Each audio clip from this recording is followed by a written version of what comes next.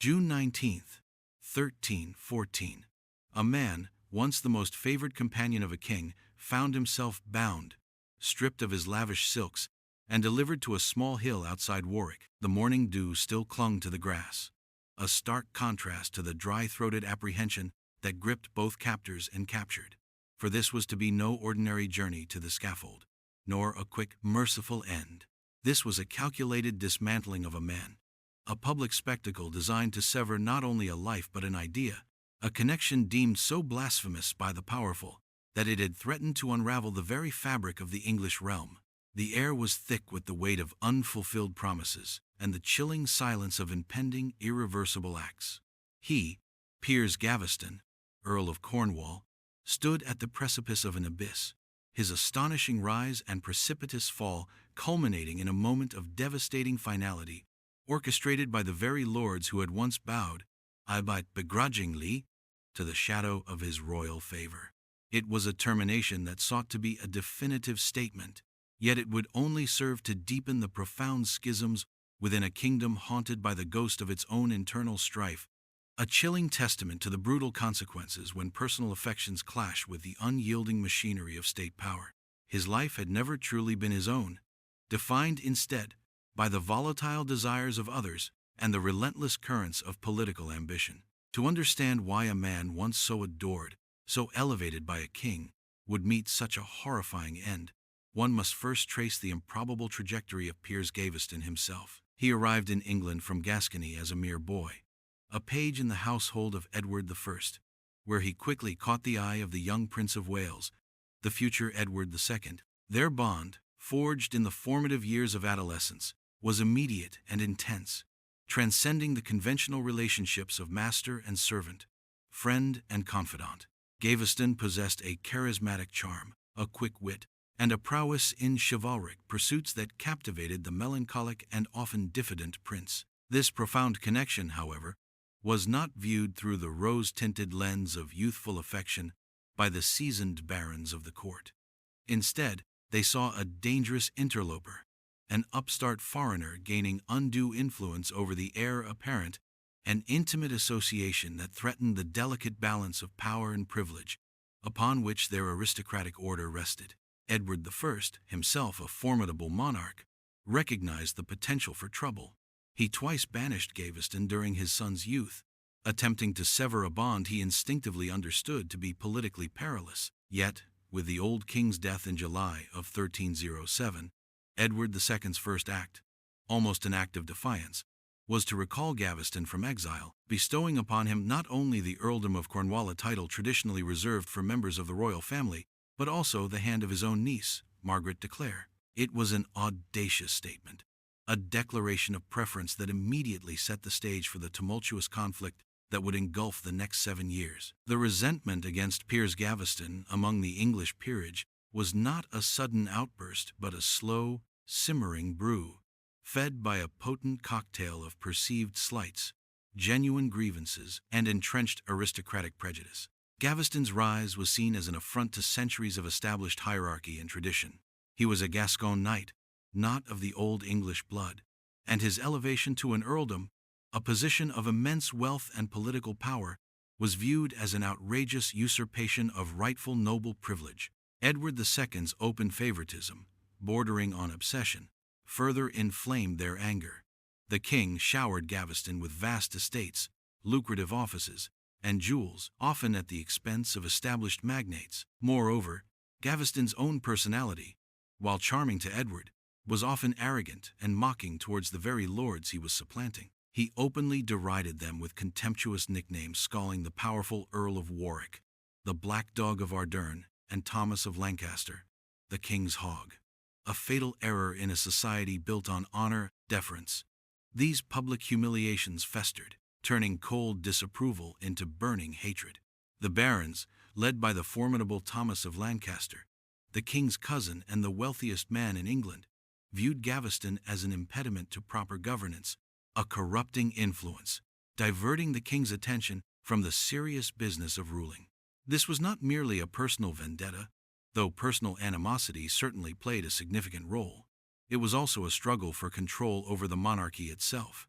a demand for the king to govern through his magnates, not through a single, favored companion. The ensuing years became a predictable, tragic cycle of banishment and recall, each instance further eroding the king's authority and intensifying the baron's resolve. Edward II, besotted and stubbornly devoted, would send Gaveston away under duress, only to recall him the moment he felt his position secure enough, or his longing too great to bear. The first major banishment, orchestrated by the infuriated barons in 1308, saw Gaveston sent to Ireland as the king's lieutenant, a prestigious post but a definite exile from the royal court. Yet, within a year, Edward recalled him, celebrating his return with lavish tournaments that further enraged the nobility. This pattern repeated, each return of Gaveston feeling like a deliberate provocation, a king's audacious defiance of the collective will of his most powerful subjects. The political cost of this unwavering loyalty was immense. It alienated the Queen, Isabella of France, who increasingly felt neglected and disrespected, and it fractured the kingdom's leadership at a time when strong, unified rule was desperately needed. The barons, witnessing Edward's unyielding attachment, began to understand that Gaveston's physical removal was insufficient. His influence over the king was a psychic bond, an invisible tether that continued to dictate royal policy. This cycle of rejection and embrace demonstrated not only Edward's profound emotional dependence, but also his political naivety, pushing the magnates towards more extreme measures.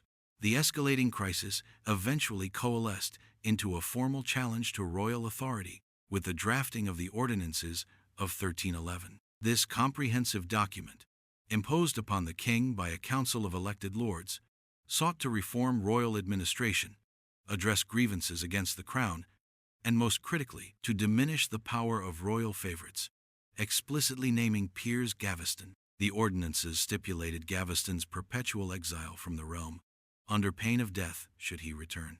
This was more than a personal attack. It was an attempt to codify the limitations of royal power, to force the king to govern according to the counsel of his magnates, rather than his own capricious will. Edward, compelled by the overwhelming pressure of his barons and the threat of civil war, reluctantly assented, even weeping as he signed the decree condemning his closest friend.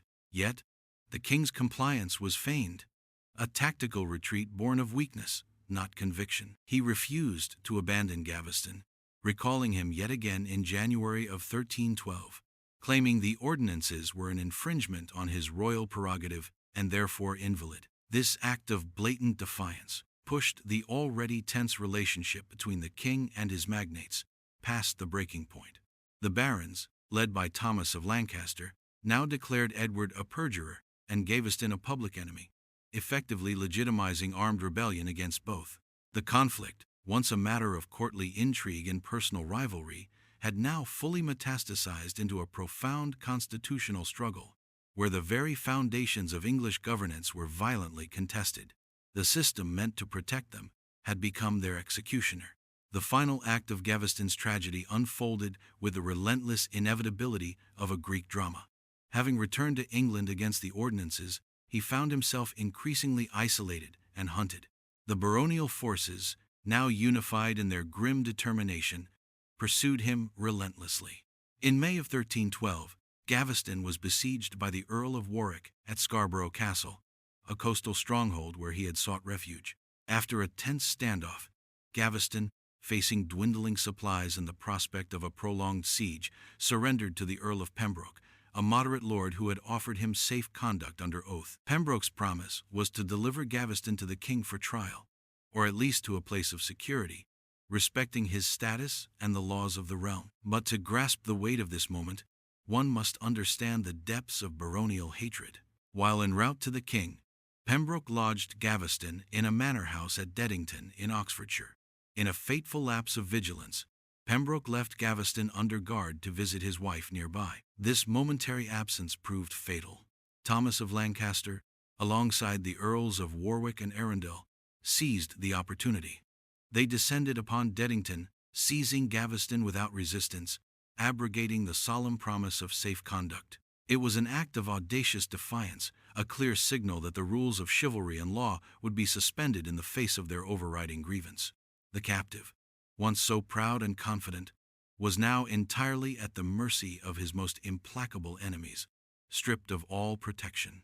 The journey that followed Gaveston's seizure at Deddington was not merely a physical transport, but a brutal psychological torment, a deliberate stripping away of dignity preceding the final, devastating blow. He was taken first to Warwick Castle, the stronghold of his most vocal and venomous detractor, Guy de Beauchamp, Earl of Warwick, the very black dog of Ardern Gaveston, had so foolishly ridiculed. Here, he was held in grim captivity, deprived of comfort, and undoubtedly subjected to the chilling realization that his fate was sealed. The air in Warwick was heavy with vengeance, a collective fury that had simmered for years, now unleashed.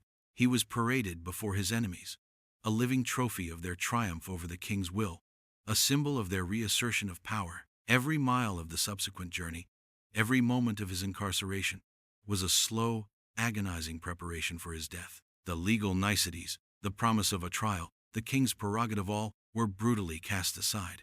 This was not about justice, it was about political expediency and visceral retribution. The magnates, particularly Lancaster and Warwick, understood that as long as Gaveston lived, Edward II would never truly relinquish his power or his affections.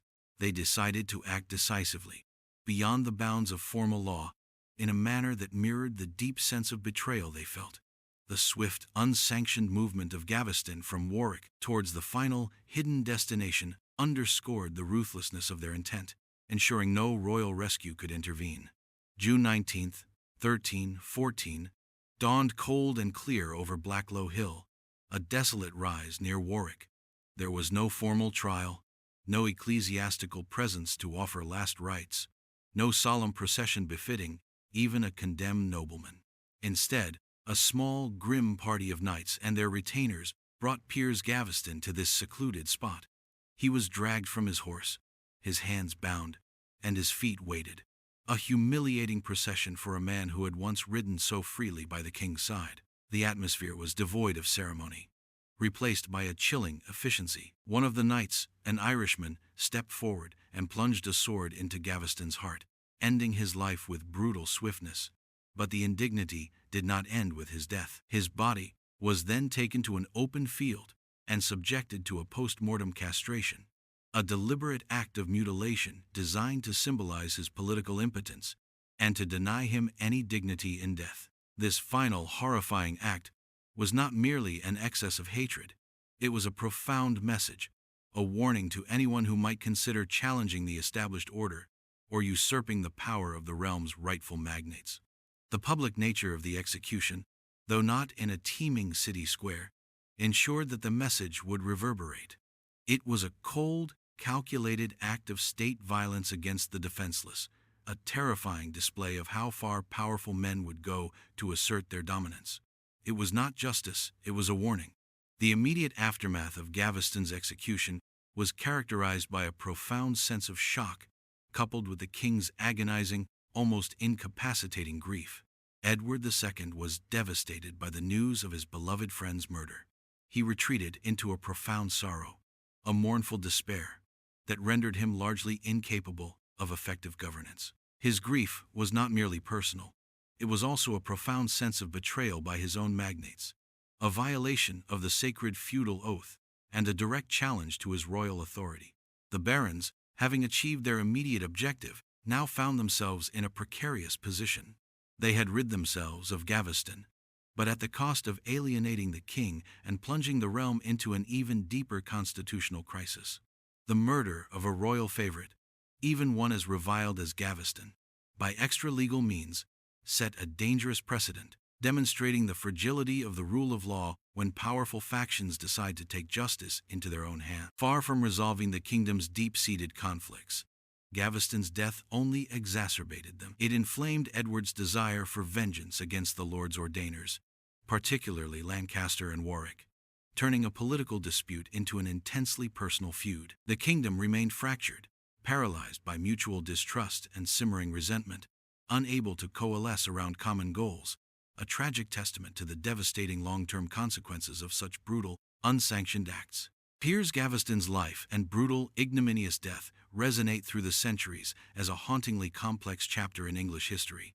far more than a simple tale of royal favoritism gone awry. His sacrifice, as it was seen by some, was not the punishment for a criminal act in the conventional sense, but rather a profound illustration of the brutal intersection of power, privilege, and personal affection within a rigid feudal system. He was a favored son, cherished by a king who refused to be bound by the expectations of his peers, and for that, he paid the ultimate price. His existence illuminated the fundamental conflict between a monarch's personal will and the collective will of his powerful aristocracy, a tension that would continue to plague the English crown for centuries. The system meant to protect them had become their executioner, demonstrating the terrifying capacity of systemic cruelty when unleashed upon an individual caught in its gears. Gaveston's story is a chilling reminder of the devastating consequences when state violence is wielded against the defenseless,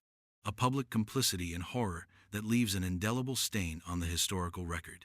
His legacy is not one of grandeur but of vulnerability, a poignant warning about the fragility of power and the enduring cost of unchecked ambition. We must remember that his end, while celebrated by his enemies as a victory, ultimately solved nothing, instead setting the stage for decades of further instability and internecine conflict, a kingdom haunted by the ghost of its own internal strife.